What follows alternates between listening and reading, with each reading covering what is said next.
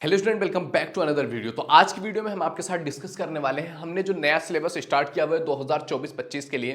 तो अगर आप बीए सेकेंड ईयर में है, फोर्थ सेमेस्टर का, आपको जो है प्राचीन इतिहास समझना है कि प्राचीन इतिहास अगर आपने चूज किया हुआ है एज ए सब्जेक्ट, तो प्राचीन इतिहास में आपको पढ़ना क्या होगा। तो उसका आज हम सिलेबस डिस्कशन करने वाले हैं कि नए सिलेबस के अकॉर्डिंग, नए सिलेबस जो हम कंटिन्यू कर रहे हैं, नया पूरा सीरीज, उसके अकॉर्डिंग आपका नया सिलेबस क्या होने वाला है। तो देखो, जो फोर्थ सेमेस्टर है ना बीए सेकेंड ईयर की, उसका जो नाम है आपका है political history of South India. मतलब साउथ इंडिया का राजनीतिक इतिहास, जो आपका दक्षिणी भारत है उसका राजनीतिक इतिहास कैसे रहा है, और ये राजनीतिक इतिहास हमें कब से कब तक जानना है। 100 ईस्वी से लेकर के 1300 ईस्वी तक के जो पूरा टाइम पीरियड रहा है, उस टाइम पर साउथ में पॉलिटिकल हिस्ट्री क्या रहा है उसको समझना है। तो देखो, सबसे पहली चीज, तो सबसे पहले यूनिट में आपको समझना है कि ये जो भी हिस्ट्री हम समझते हैं, हिस्ट्री को हम जानते कहां से हैं। या तो हम हिस्ट्री को खुदाई के माध्यम से जानते हैं, जिसको हम पुरातत्व बोलते हैं, या तो हम हिस्ट्री को साहित्य के माध्यम से जानते हैं कि जो हम साहित्य के द्वारा, किताबों में लिखी हुई चीजों के द्वारा हम समझते हैं, या फिर पुरातत्व के द्वारा, खुदाई के द्वारा। तो अब पुरातत्व में कई सारी चीजें आ जाती हैं, जैसे कि गुफाओं में कई बार लिखा रहता है, कई बार पहाड़ों पर की चोटियों पर लिख देते हैं, कुछ लोग मंदिरों में, अलग अलग जगहों पर खुदाई जाती है चीजें। तो या तो वो साहित्य के रूप में हो या तो पुरातत्व के रूप में हो। तो प्राचीन इतिहास के अध्ययन के स्रोत क्या हो सकते हैं, इसके बारे में हमको समझना है कि प्राचीन इतिहास को अध्ययन अगर करना है, समझना है, तो किन स्रोतों के माध्यम से हम समझ सकते हैं। तो पहले यूनिट में आपको यह पढ़ना है। सेकेंड यूनिट में आपको पढ़ना है संगम साहित्य में राजनीतिक संरचना। संगम साहित्य अपने आप में बहुत फेमस साहित्य है, 5वीं शताब्दी तक इसका बहुत महत्वपूर्ण योगदान रहा है।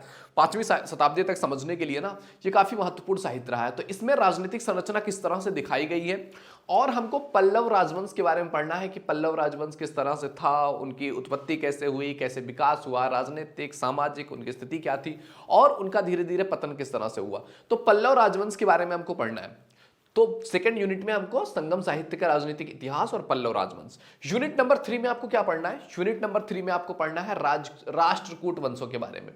अब राष्ट्रकूट वंश अपने आप में बहुत ब्रॉड टाइम पीरियड रहा इनका, कई सारे राजा इस टाइम पीरियड में आए। तो राष्ट्रकूटों का के बारे में समझना है कि राष्ट्रकूट के कौन से राजा का महत्वपूर्ण योगदान रहा, उनकी सामाजिक, राजनीतिक, उनके जो एडमिनिस्ट्रेटिव, जो वो सारी चीजें किस तरह से रन कर रही थी, और उनका टाइम पीरियड किस तरह से था। अब राष्ट्रकूट के राजवंश में ध्रुव का नाम आता है, गोविंद तृतीय का नाम आता है, अमोध वर्ष का नाम आता है, कृष्ण द्वितीय का नाम आता है, इंद्रजीत तृतीय का नाम आता है, कृष्ण तृतीय का नाम आता है, और कर्क द्वितीय का नाम आता है। ये सारे लोग किस में आते हैं, राष्ट्रकूट वंश में आते हैं। इनका टाइम पीरियड कैसे रहा, कितने टाइम तक इन्होंने शासन किया, इनके शासन व्यवस्था में राज्य किस तरह से थे, कौन कौन से रूल्स रेगुलेशंस इस टाइम पीरियड पे थे, ये सारा कुछ हमको समझना है राष्ट्रकूट वंश के बारे में। किसमें, यूनिट नंबर 3 में समझना है। ओके, इसके बाद आता है आपका यूनिट नंबर 4। यूनिट नंबर 4 में हमको क्या समझना है, इसमें पढ़ना है हमको वातापी के चालुक्य के बारे में, और बेंगी के चालुक्य के बारे में, और कल्याणी के चालुक्य के बारे में। यानी कि टोटल यूनिट नंबर 4 में आपको चालुक्य वंश के बारे में पढ़ना है कि चालुक्य वंश का टाइम पीरियड कौन सा रहा, और चालुक्य वंश अलग अलग जगहों पे फैला हुआ था, जैसे वातापी पे था, वेंगी में था, कल्याणी था। तो इन जगहों पर चालुक्य वंश का शासन व्यवस्था किस तरह से था, ये किस तरह से शासन करते थे, इनकी मान्यताएं क्या थी, इनकी राजनीतिक स्थिति क्या थी, इनकी एडमिनिस्ट्रेटिव पावर किस तरह से था, ये सारा कुछ हमको यूनिट नंबर 4 में पढ़ना है चालुक्यों के बारे में। ओके, यूनिट नंबर 5 में आपको पढ़ना है चोल वंश के बारे में और चेर वंश के बारे में। ये दो वंश हैं, चोल वंश एंड चेर वंश। इन वंश के टाइम पीरियड पे शासन, सामाजिक, राजनीतिक, धार्मिक, आर्थिक वो स्थिति किस तरह से थी, किस तरह से उनमें शासन व्यवस्था चलती थी, मतलब इनके राज्य के बारे में, इनके टाइम पीरियड के बारे में, चोल वंश का उदय किस तरीके से हुआ, उनका अस्त किस तरीके से हुआ, यानी कि इनका पूरा तरीके से पतन किस तरीके से होता गया, इनके बाद कौन से राजा आए, ये सारा कुछ हमको समझना है यूनिट नंबर 5 में। यूनिट नंबर 6 में आपको क्या समझना है, वनवासी का कदंब वंश। वनवासी में कदंब वंश था, तालकंड का गंगा वंश, मदुरा का पांड्य वंश। इनका टाइम पीरियड, इनका शासन व्यवस्था, मतलब जिस भी राजा या जिस भी वंश के बारे में हमको समझना है, उस टाइम पीरियड को लेकर के सब कुछ समझना है। उनकी राजनीतिक, सामाजिक, आर्थिक, धार्मिक, जो उनकी सोसाइटियल थॉट्स हैं, वो सारी चीजें उस समय किस तरह से राजनीतिक व्यवस्था चलाई जाती थी, तो इन सारी चीजों के बारे में समझना है, चाहे वो कादम्ब वंश हो, गंगा वंश हो, पांड्य वंश हो। तो इन चीजों के बारे में आपको पढ़ना है यूनिट नंबर 6 में। ओके, यूनिट नंबर 7 में आपको पढ़ना है देवगिरी के यादव वंश। देवगिरी जो इंडिया की है, साउथर्न इंडिया, देवगिरी का यादव वंश कौन सा था, किस तरीके से था, इसका टाइम पीरियड काफी महत्वपूर्ण रहा है यादव वंश का टाइम पीरियड। तो किस तरीके से था, कौन से राजा ने इस वंश की स्थापना किया था, किस तरीके से ये वंश चला, इनमें शासन व्यवस्था, इनमें सामाजिक व्यवस्था, उन सारी चीजों के बारे में समझना है। वारंगल का काकतीय वंश, ये भी काफी फेमस वंश रहा है क्योंकि ये थोड़े से नजदीकी टाइम पीरियड में आ गए हैं। ये लगभग 1100 ईस्वी के करीब की ये चीजें हैं। तो वारंगल का काकतीय वंश हो गया, द्वार समुद्र का होयसल वंश हो गया।